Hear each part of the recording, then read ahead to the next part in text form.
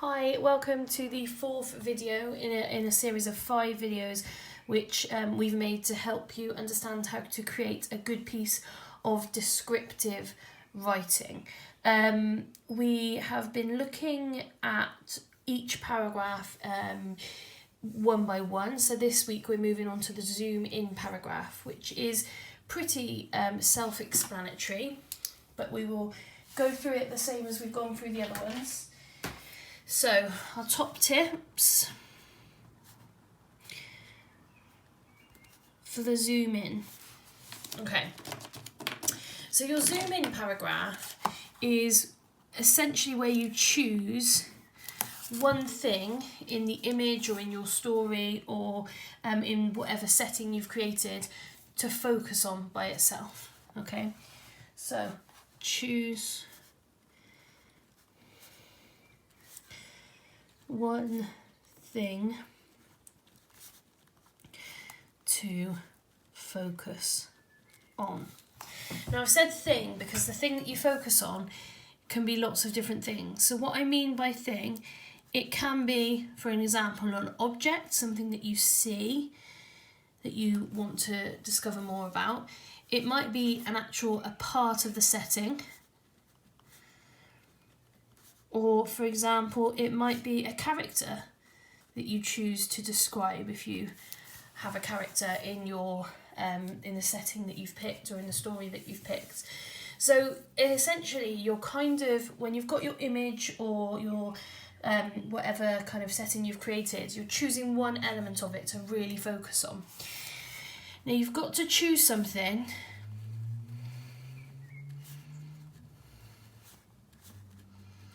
I'm going to put with various aspects, and what I mean by that is if you just choose, for example, a stone on the floor, you might struggle to get much to write about that stone. But for example, a leaf that's falling from a tree, you could get a whole paragraph out of that. It's just how you do it. Or a character is pretty easy to get a paragraph out of. Now, you're going to try and use some of the things that you used in your in your drop paragraph again. So, for example, what sounds is that one object making? What can you hear with that one object? Try and use like metaphors. Maybe you're going to give a metaphor for it and extend it. But essentially, the whole point of this paragraph is it's all about, again, show, not tell, and everything is in the detail. That's really what this paragraph is about. It's about slowing down whatever's happening in your shift and really giving lots of detail. Now, the question that I always have when I teach this structure to students in Year 9 or GCSE is, what do you zoom in on? Do you zoom in on something from your opening paragraph in your drop, or do you carry on with the shift, so the different atmosphere? And it's your choice whether you stick to the shift, which is obviously your flashback or your flash forward, or you go back to wherever you were in the drop. Whichever you do, you just got to make it clear that you're doing it. So if you're sticking with the shift, then you just carry on as normal. But if you're going back to the drop, you've got to make that obvious. Okay? So if you can remember, the example that I've been doing each week was on the picture of the Paradise Beach setting.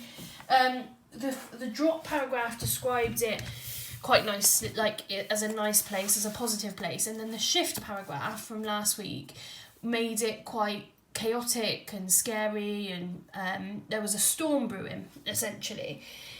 Now, for my zoom in paragraph, I'm going to stick with the drop. So that paragraph is almost going to be like a flash forward, and I'm going to go back to the drop, okay? And the thing that I'm going to zoom in on is the sea. Now, you could argue the sea is a big thing. Yes, it is. But my whole paragraph is just going to be about what the sea is doing in this nice kind of paradise setting, okay? I first of all need to make it clear that I'm not still in the storm, okay? Now, the start of this paragraph, I've used that list of 3 that I reversed from the drop, and I put some hours later. So all I need to do is just make it clear that I'm in the current time. So let's do a little heading, model, paragraph, underline it to keep our book neat. Okay, so I'm going to start with, but now, in the beaming sun,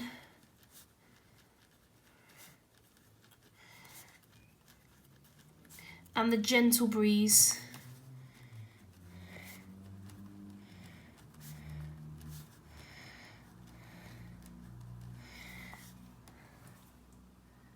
this place is heaven. So remember that I described about it being a bit like a hell. So I'm just saying that we're back into this lovely setting. And I know I've mentioned the sun and the breeze here, and that isn't part of my zoom in, but I've got to make it clear first that I'm back in the positive side of the beach. Okay, so water. Now, it seems like, oh, the sea is really big, so that's easy to describe, but getting a whole paragraph out of water is actually quite difficult. So the type of things you want to think of is how, if the object's moving, so for me the sea is moving, I'm going to talk about how it moves, I'm going to talk about the sounds it makes, I'm going to talk about the various colours, what it does when it comes to the shore, does it hit against anything, does it change in the distance, like these are all the things you've got to be thinking of when you're describing something. How it moves is always quite an interesting one.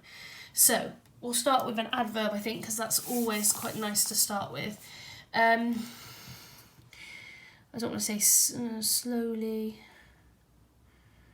I've already used gentle there, so I don't want to reuse gentle.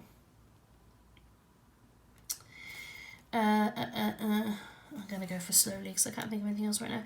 So slowly, the water of the, I used azure in the first paragraph, didn't I think, did I? Yeah. Let's stick with that then.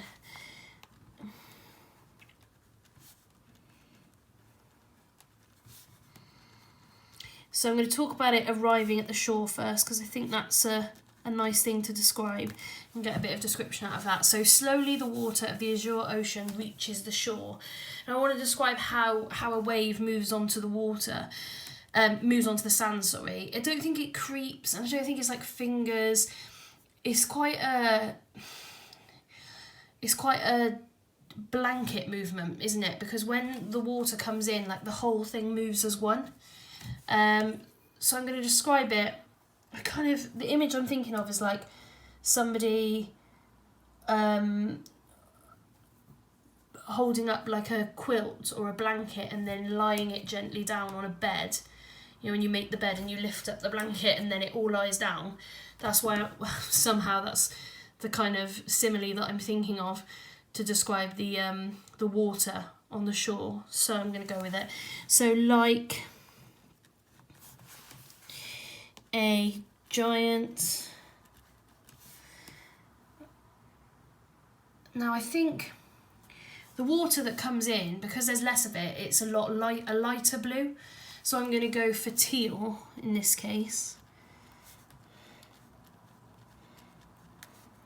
So like a giant teal blanket, carefully placed on the sand.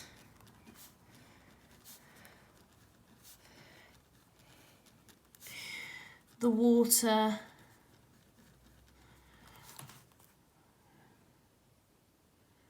moves in and out, ebbing and flowing in one seamless motion. You know how water just moves and it's just, it feels like nothing's making it happen. It's quite seamless, so I've gone for that.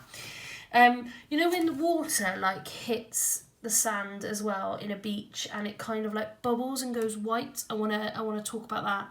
So it's as the water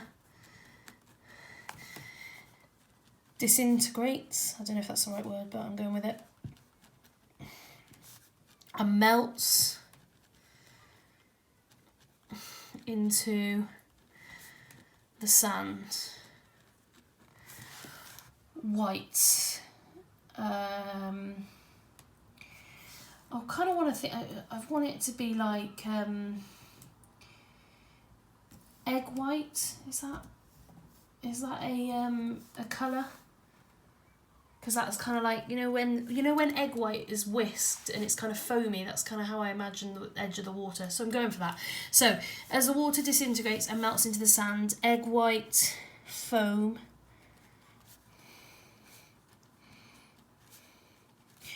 remains whisked. I'm going to go with this egg white thing now. Whisked into peaks which remain, no, I've already said remain, which settle on the shore, leaving a reminder of the ocean's presence. Okay. As the water disintegrates and melts into the sand, egg white foam remains whisked into peaks which settle on the shore, leaving a reminder of the ocean's presence. Okay, I think that works, that idea of it being like foam. Okay, what I'm going to do is I want to show that...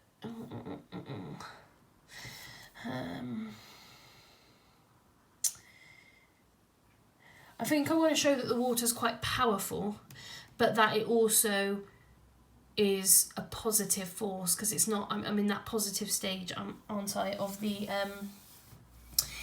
of this. So perhaps in the distance you might see the water kind of crashing and spraying up against some sort of like rock in the distance. That could remind you of the power of the ocean. But in this kind of paradise, it only kind of gently, keep using the word gently, it's much more of a cautious and comforting force, I think. So we'll start with in the distance.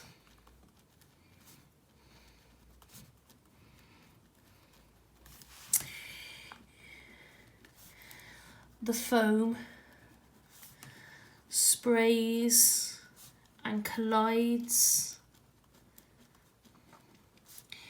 against a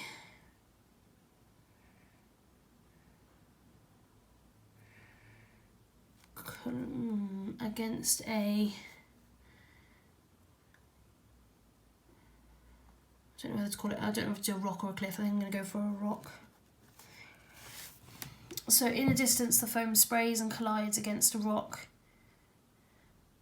I really want us to be using some of the vocabulary on the knowledge organisers. So I'm thinking of using inevitable, meaning like definitely going to happen.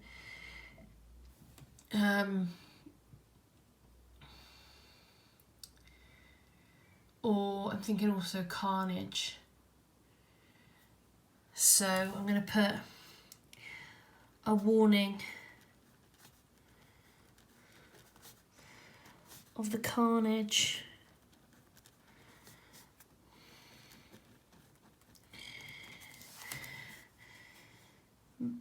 the powerful ocean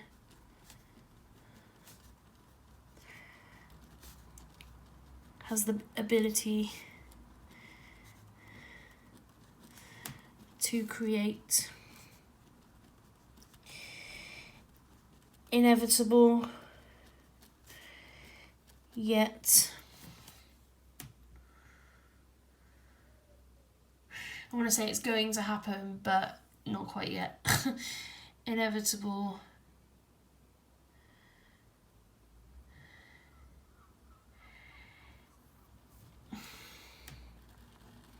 no, let's get rid of the yet. Inevitable and ominous.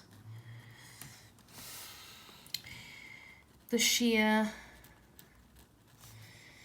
violence of the ocean. The sheer, I don't think I want to say violent. I've already said power. The sheer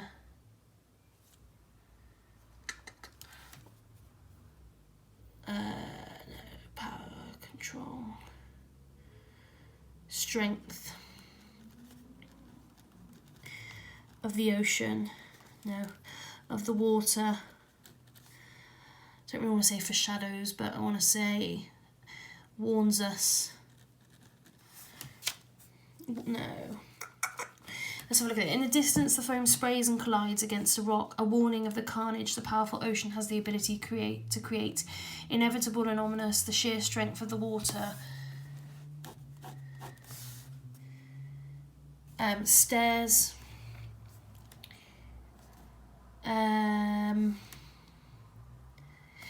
Erodes the rock over time. So I'm just mentioning the kind of power of the ocean in relation to the rock that I see in the distance. We're still zooming in only on the description of the water. I haven't even really given that rock any description, although that could have been my zoom in paragraph. So I'm just saying how the water can break down that rock. I'm going to say something like, so I've done a nice, thinking about sentence starters, I've tried not to start any sentences here with the or a something. So I've done the ones that lots of you are using are as, and I've only done that once. Try and maybe start with the simile. So rather than saying the object was like da da da, you can say like da da da, comma, and then you give the object and you explain it a little bit more. I've tried to use, we've got an adverb starter, and we've also got adjectives, double adjective starter, which is a nice way to start. Did they do an adverb one in the end? Yeah, slowly as well, just up there. Okay, so think about mixing your sentence starters up. I want to basically now juxtapose that strength of the ocean to how it's being now. So I'm going to go for powerfully gentle. So I'm bringing together two words that have kind of come out of this paragraph. Powerfully gentle. The water here only laps and settles. Laps and settles. No, not gently. Why do I keep using gentle? Powerfully gentle, the water here, so I've got a nice little oxymoron there. Powerfully gentle, the water here only laps and settles on the crystal sand. I think I mentioned that at the start.